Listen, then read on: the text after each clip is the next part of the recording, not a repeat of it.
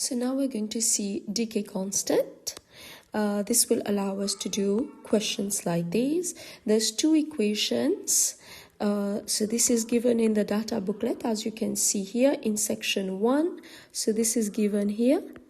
And this one is also given here. The equation that I mentioned here, kindly modify this.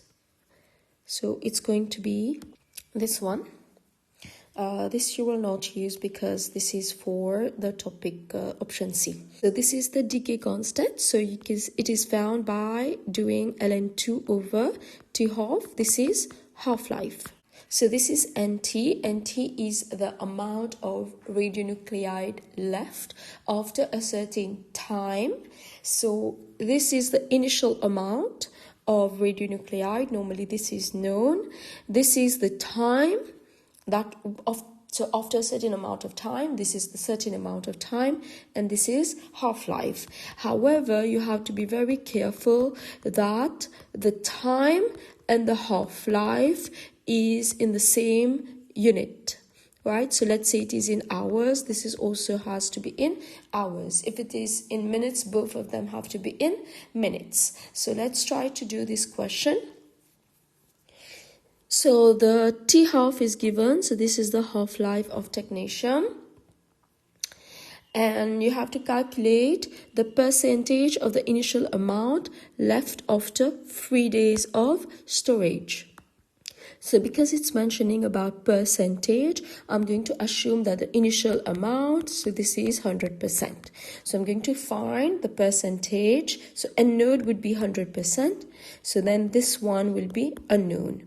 So I'm going to find NT. So this will be 100, half to the power of time. So time is 3 days and half-life is 6 hours. So I'm going to ensure that the time are both in hours. So T-half is 6. Therefore, T is 3 times 24 hours. It's going to be 72 over 6, applying the formula. So it's going to be 100 times half to the power of 12. So this is 0.02. So this is going to be 0.02%. Let's try this question. So you have a dose of FDG containing radionuclide fluorine. So T-half is 110. We're going to note this down. This is in minutes, so everything has to be in minutes. It is administered to a patient 1 hour before the scan, and the scan takes 40 minutes to complete. So you have to calculate the number of atoms. We have to be very careful here. We have to calculate the number of atoms that will decay during the scan. So if we know the number of particles, or if we know the amount that is in the body just before the scan and just after the scan, we will be able to find the number of particles during the scan, that decay during the scan.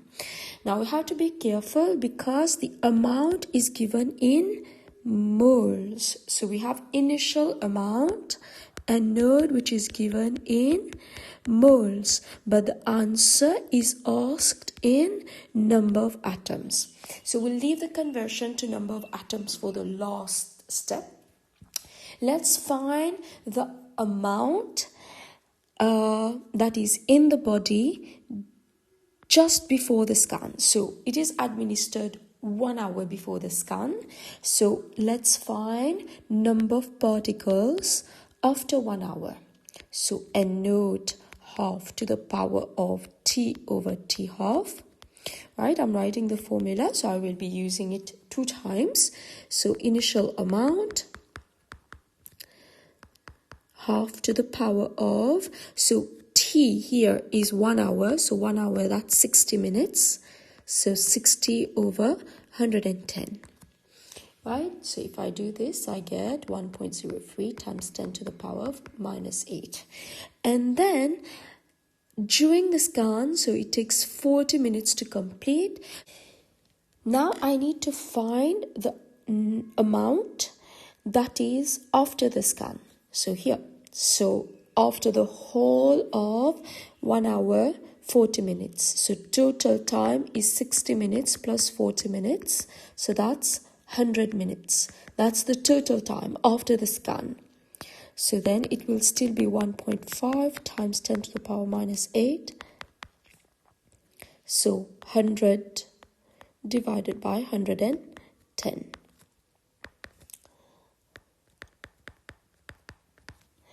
Now, what is the amount that decays during this count? So this is going to be subtraction, the difference between these two. So this is the amount of moles of the fluorine radionuclide that decays during the scan.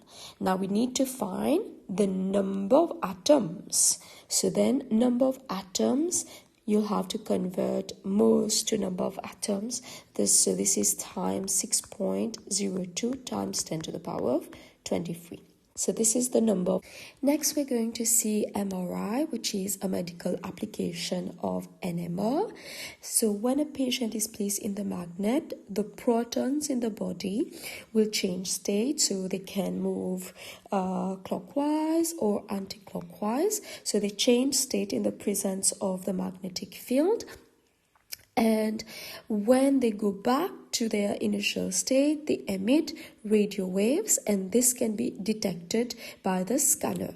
Now, since in the body you have so many molecules that contain hydrogen atoms, so for example, water, lipids, carbohydrates, proteins, they all have hydrogen in them, so these can be easily detected by the MRI. And when we use the MRI, it takes cross-sectional images of the brains, organs, and connective tissues. You can see here, this is an example of an MRI, and here it's being used to detect the presence of a tumor in the brain. So these are different cross-sectional images of the brain that have been taken, and we can spot issues in the different organs. However, it's not going to give you it's not appropriate for bones and skulls, because these do not have a lot of water in them. So it's generally for soft tissues. And the issue with MRI is that it's not suitable for any person that has ferromagnetic substances in them, such as pacemakers or like iron inside the body. So if there's any screws in the body, if there's any pacemaker, so then it's not appropriate, and also it's very expensive, so you get implants and the cost here. And also, because MRI does not use gamma radiation, it only uses magnetic field, it can be viewed as a more safe option for medical imaging rather than use of ionizing radiation. So it's relatively safer. So with this, we end with topic D.8.